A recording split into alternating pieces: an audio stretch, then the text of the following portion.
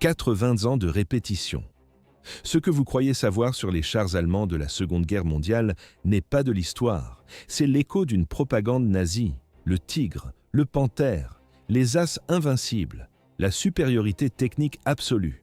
Le département de Goebbels a construit cette image pièce par pièce pour galvaniser les troupes. Après la guerre, la culture de masse a recopié ce scénario sans poser de questions. Mais la réalité sur le terrain était brutale et différente. Pourquoi les historiens ont-ils laissé faire ? Le silence a permis au mythe de s'installer. Mais les chiffres ne mentent pas. En Normandie, les tankistes britanniques et américains vivaient dans la peur constante de croiser un tigre.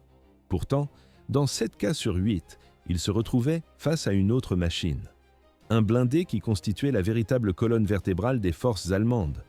Ce char a porté tout le poids de la guerre sur ses chenilles, du premier au dernier jour. Presque aucun documentaire ne lui est consacré. C'est l'histoire du Panzer IV. C'est aussi la démonstration de la puissance de la propagande militaire. Avant d'analyser ce véhicule oublié, il faut comprendre comment les icônes qui l'ont éclipsé ont été fabriquées. Ce n'était ni un hasard, ni une simple erreur de la part des historiens. C'était une opération de communication planifiée, et elle fonctionne encore aujourd'hui. À l'image, des colonnes de fumée noire s'élèvent au-dessus des maisons en pierre, le 13 juin 1944. Une date clé. Dans la petite commune normande de Villers-Bocage, un affrontement éclate. Cet épisode est devenu l'un des moments les plus médiatisés de toute l'histoire de la guerre blindée. À première vue, un exploit militaire légendaire, mais en réalité, une mise en scène orchestrée. On voit sur les archives, des carcasses de chars britanniques calcinés jonchent la route étroite, les chenilles sont brisées, les tourelles sont immobiles. Le silence après le chaos. Ce n'était que le début de la manipulation. 15 minutes. C'est le temps qu'il a fallu à Michael Wittmann pour entrer dans l'histoire. À la tête d'une unité de chars Tigre, le SS Hauptsturmführer lance une attaque brutale contre une colonne britannique. Le bilan est lourd. 14 chars et 15 véhicules de transport de troupes sont réduits en cendres. Pour Berlin, c'est l'occasion rêvée. Pourquoi ce combat est-il devenu une légende ? La réponse est simple. La propagande nazie avait besoin d'un visage. Wittmann est devenu ce visage. Les rotatives tournent à plein régime. Le portrait de Wittmann sature la presse allemande. Son mariage devient une affaire d'État. Le cœur des jeunesses hitlériennes chante pour les mariés. Adolf Hitler lui-même envoie 50 bouteilles de vin en guise de cadeau personnel. Le soldat est devenu une icône nationale. Sur les images d'archives, on voit Wittmann pose devant son char, le regard fier. Mais la réalité est plus nuancée. Des décennies plus tard, l'historien John Buckley dénonce un piège. Selon lui, de nombreux chercheurs modernes recopient encore aveuglément les récits nazis. Steven Zaloga est encore plus cinglant. Il décrit Wittmann comme le héros des fanatiques du régime. La vérité est pourtant là. Les tankistes les plus efficaces de la Seconde Guerre mondiale n'étaient pas des chevaliers. C'étaient des chasseurs patients. Ils opéraient en embuscade, loin des caméras. Ils n'apparaissaient jamais dans les journaux télévisés de l'époque. En 1944, la propagande fonctionne à la perfection. Elle crée un phénomène psychologique, la tigermanie, ou plus exactement, la phobie du tigre. À l'image, des colonnes de fumée s'élèvent au-dessus du bocage normand. Les tankistes alliés voient des tigres partout. Chaque silhouette anguleuse devient une menace de mort. Chaque canon long provoque une panique immédiate. Les équipages ouvrent un feu nourri sans réfléchir.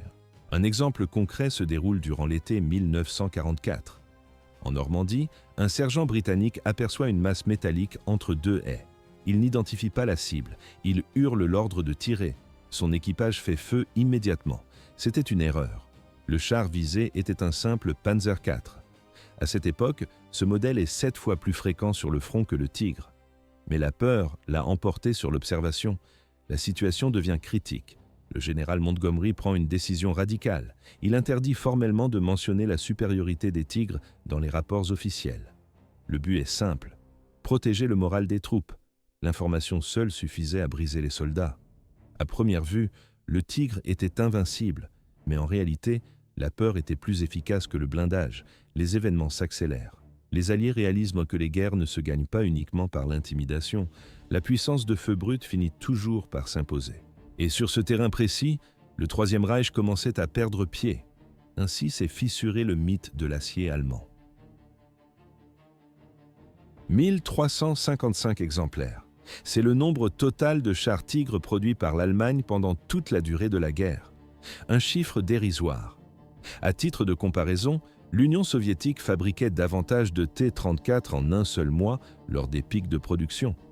La propagande ne pouvait plus masquer cette réalité mathématique. Pourquoi une telle différence?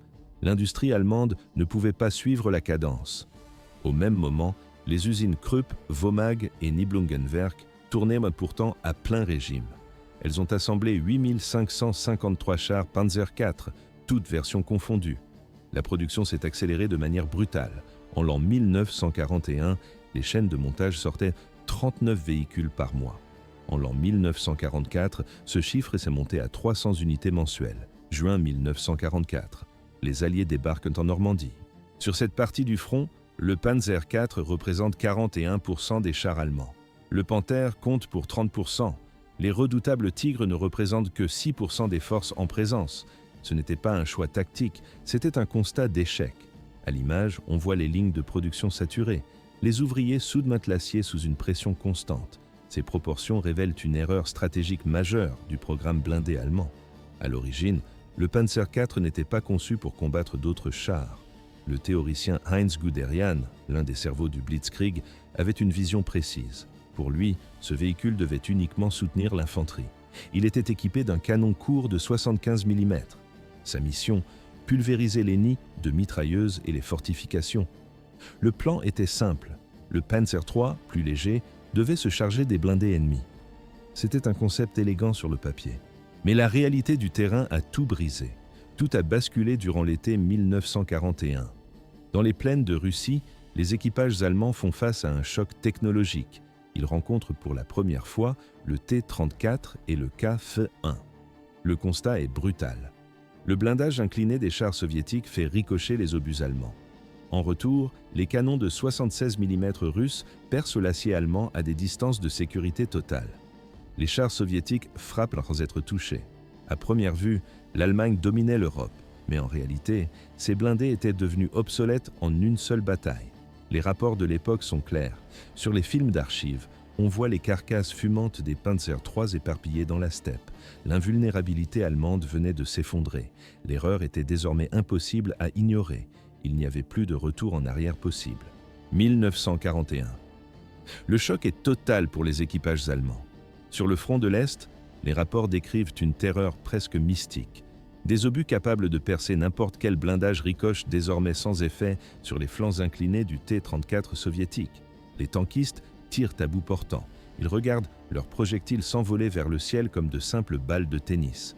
Pourquoi les Allemands ont-ils paniqué? Ils se croyaient techniquement intouchables. Mais la réalité du terrain a brisé cette certitude. Le général Guderian écrit dans ses mémoires que ses officiers exigent une mesure radicale, copier immédiatement le véhicule soviétique et le produire dans les usines du Reich. Le commandement refuse, par orgueil, par contraintes techniques aussi. Mais à l'image, le constat est indiscutable. Les colonnes de Panzer sont en flammes. L'urgence est absolue. À première vue, un échec stratégique. Mais en réalité, un tournant industriel. Développer une machine entièrement nouvelle prendrait des années.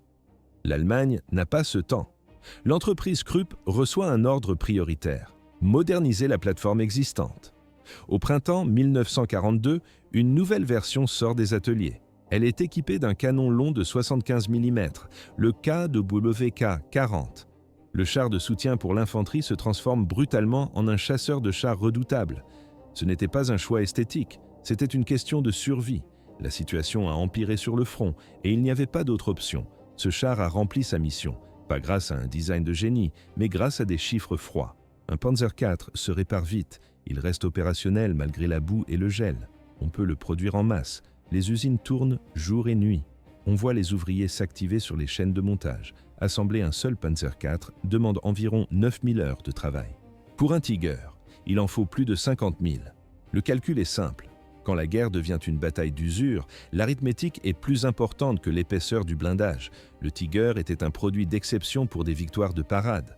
Le Panzer IV, lui, est devenu la seule machine capable de combattre du premier au dernier jour du conflit. On le retrouve partout, dans les sables d'Afrique, dans les plaines de Russie, sous le feu de Normandie. C'est l'unique char allemand présent sur tous les fronts, de l'invasion de la Pologne jusqu'à la chute de Berlin. Les événements se sont accélérés, les modèles ont changé, mais lui est resté. Ainsi s'est achevée l'épopée de la machine de guerre allemande. Le fer a cédé face aux chiffres. Septembre 1939. C'est à cette date précise que l'engin franchit la frontière polonaise. 8 mois plus tard, en mai 1940, il pulvérise les lignes alliées dans les Ardennes. Le blindé fait alors partie de la 7e Panzer-Division, la célèbre division fantôme d'Erwin Rommel. Pourquoi ce surnom? Le haut commandement allemand lui-même ne savait pas où se trouvait ces chars. La division surgissait là où personne ne l'attendait. Rommel dirigeait personnellement la colonne depuis la ligne de front. Sur les images d'archives, on voit le Panzer IV avancer en tête. Ses obusiers de 75 mm brisent les défenses françaises. Pendant ce temps, les chars légers sécurisent les flancs. Le blindé ne s'arrête pas là. On retrouve les mêmes silhouettes dans le sable brûlant d'Afrique du Nord, puis sur les côtes d'Italie. Ils tiennent le front en Normandie avant d'entamer une retraite sanglante jusqu'à Berlin. Aucun autre char allemand ne possède un tel état de service. Les Tigres et les Panthères sont arrivés trop tard. Les modèles initiaux, comme le Panzer III, sont devenus obsolètes trop vite. À première vue, un modèle unique, mais en réalité, une machine en mutation permanente. Le Panzer IV a subi 12 modifications majeures, de la version A à la version J. Les ingénieurs ont renforcé le blindage et installé des canons de plus en plus longs. Ils ont ajouté des plaques de protection latérales appelées Schürzen.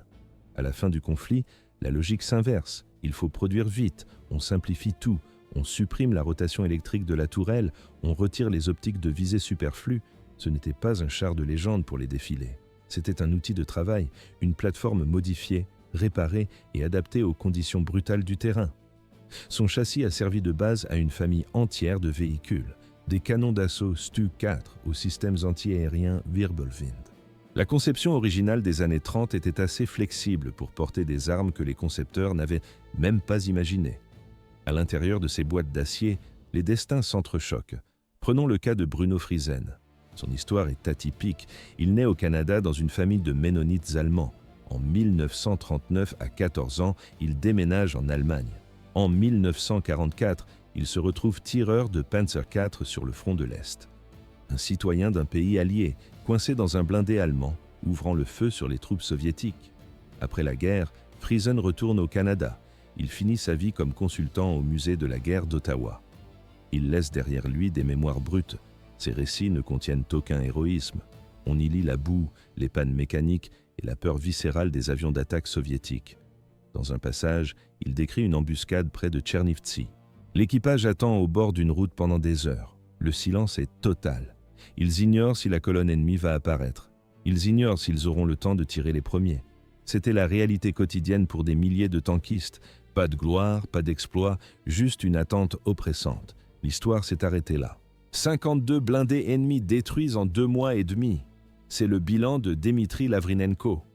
Pourquoi un tel résultat reste-t-il inégalé dans les armées alliées? La réponse tient en un mot: l'embuscade.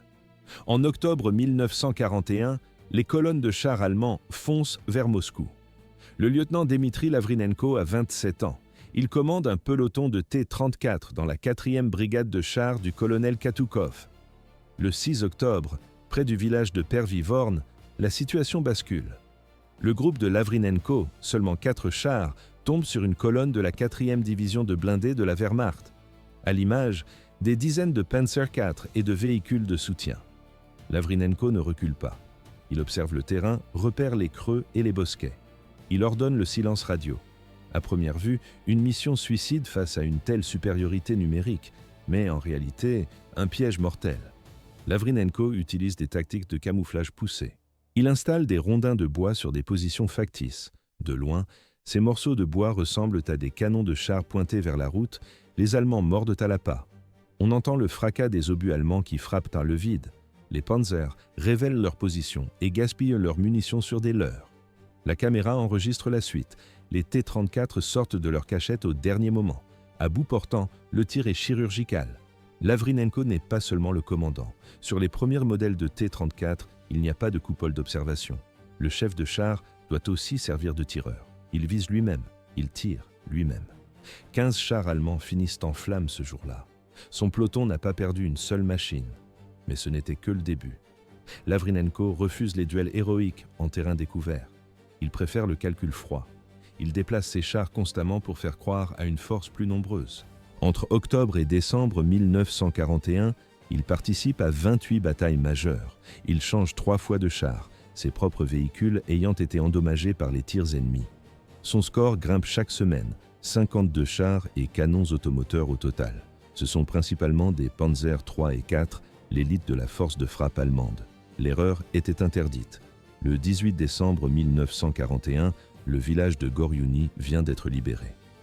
Lavrinenko immobilise son char. Il descend de la tourelle pour faire son rapport au commandant de la brigade.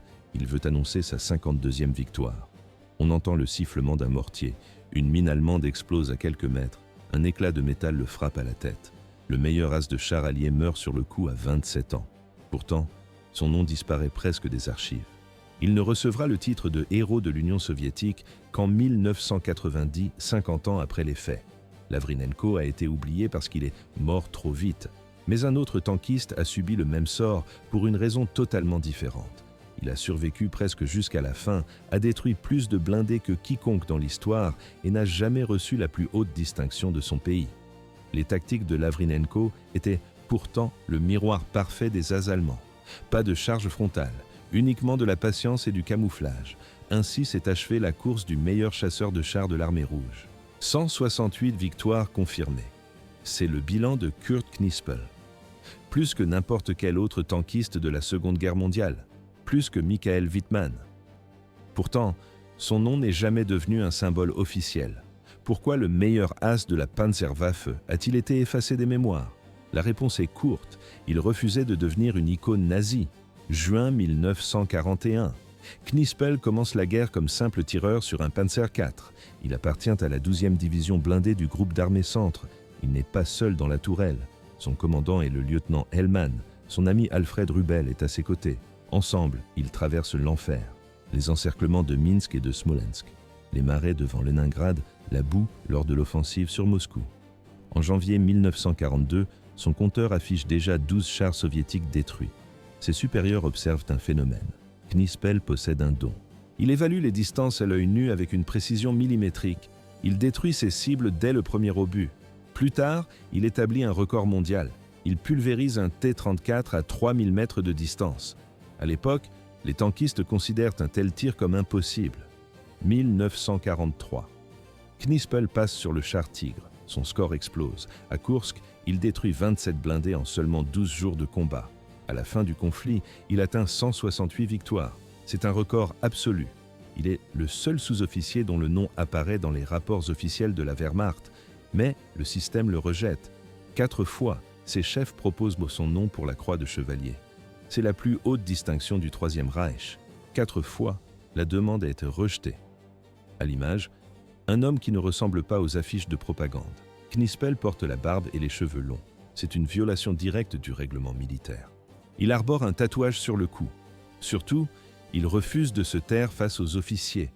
Un incident manque de briser sa carrière. Dans une gare près de Cracovie, il voit un officier des Einsatzgruppen battre des prisonniers de guerre soviétiques. Knispel n'hésite pas. Il descend de son char et frappe l'officier. Seul son palmarès héroïque lui évite le peloton d'exécution. Sur le terrain, il est l'opposé des chasseurs de primes. Son ami Alfred Rubel témoigne « Knispel ne cherche pas la gloire. Dans les situations litigieuses, il cède ses victoires aux autres membres de l'équipage. » Joseph Goebbels déteste ce profil. Le ministre de la propagande construit le culte de Michael Wittmann. Dans ses journaux intimes, le nom de Knispel n'existe pas. Le meilleur tankiste d'Allemagne est inutile, car il refuse de jouer le jeu. 28 avril 1945. Il ne reste que 10 jours de guerre. Le Tigre royal de Knispel est engagé près du village tchèque de Vostitz. Un obus frappe le blindage. Un éclat de métal percute son crâne. Il perd connaissance immédiatement. Le soir même, il meurt de ses blessures. Il avait 23 ans. Pendant des décennies, sa tombe reste anonyme dans un champ. Ce n'est qu'en 2013 que des chercheurs tchèques identifient ses restes grâce à sa plaque d'identité militaire. Knispel, Lavrinenko, Friesen. Des milliers d'équipages anonymes. Ils font tous partie d'une histoire que la propagande a tenté de réécrire. Ainsi s'est achevé le parcours de l'as oublié. Juillet 1943. Près de Koursk, la plus grande bataille de chars de l'histoire humaine commence. L'Allemagne jette 2500 blindés dans la mêlée. Cela représente 70% de toutes ses forces sur le front de l'Est. Sur ce total, on ne compte que 146 Tigres et 200 Panthères. Le commandement allemand mise tout sur ces nouvelles machines. L'opération Citadelle doit être le triomphe des armes miracles. Pourquoi les Panthères ont-elles échoué? La réponse est brutale. Un défaut de conception massif. Les véhicules tombent en panne pendant la marche, certains prennent feu sans même avoir reçu un seul impact, d'autres s'enfoncent dans la boue à cause d'une transmission mal conçue. À la fin de la première semaine, la majorité des Panthères sont déjà dans les ateliers de réparation ou calcinées dans le No Man's Land. La situation a empiré. Comme toujours, les équipages de Panzer IV ont dû prendre le relais. Ce rapport de force restera inchangé jusqu'au dernier jour de la guerre. Les Tigres gagnaient les batailles médiatisées pour les actualités cinématographiques, mais les Panzer IV portaient le front sur leurs épaules. Ils restaient dans l'ombre de leur propre propagande. À l'image, des carcasses de chars fumant sous un ciel gris. Quelques milliers de chars lourds sont devenus des légendes. Pendant ce temps, 8553 bêtes de somme se transformaient en statistiques. Seuls les experts s'en souviennent encore. Cet oubli persiste aujourd'hui. Dans tous les classements des meilleurs chars, le Panzer IV s'efface devant le Tigre ou la Panthère. Pourtant, il était la colonne vertébrale de la Panzerwaffe du premier au dernier jour. Nous regardons encore ce conflit à travers les yeux de Goebbels. C'est un fait. Les guerres ne sont pas gagnées par des armes miracles ou des héros d'affiches publicitaires. Elles sont gagnées ou perdues par ceux qui font leur travail quotidiennement, sans gloire, sans récompense. On voit sur les photos d'époque des visages noirs de suie et des uniformes usés. Nispel et Lovernenko ne se sont jamais rencontrés, mais ils ont combattu de la même manière, pas de mise en scène, pas de course à la reconnaissance. Ils agissaient avec le calcul froid des professionnels. Un soldat ne cherche pas un combat équitable, il cherche la victoire. Mais ce n'était que le début de l'oubli. Les deux hommes sont morts avant l'âge de 30 ans. La propagande de leurs pays respectifs les a effacés. L'un ne correspondait pas à l'image idéale du héros. L'autre est mort trop tôt pour servir le récit national. L'histoire a retenu le Tigre et l'as Michael Wittmann. Mais la réalité du terrain, c'était le Panzer IV et des milliers d'équipages anonymes. Aucune caméra ne filmait leur calvaire. Ainsi s'est achevée une époque de fer et de sang. Les archives conservent les noms des chefs, mais le sol de Koursk garde le silence sur ceux qui ont réellement porté la guerre. L'histoire s'est arrêtée là.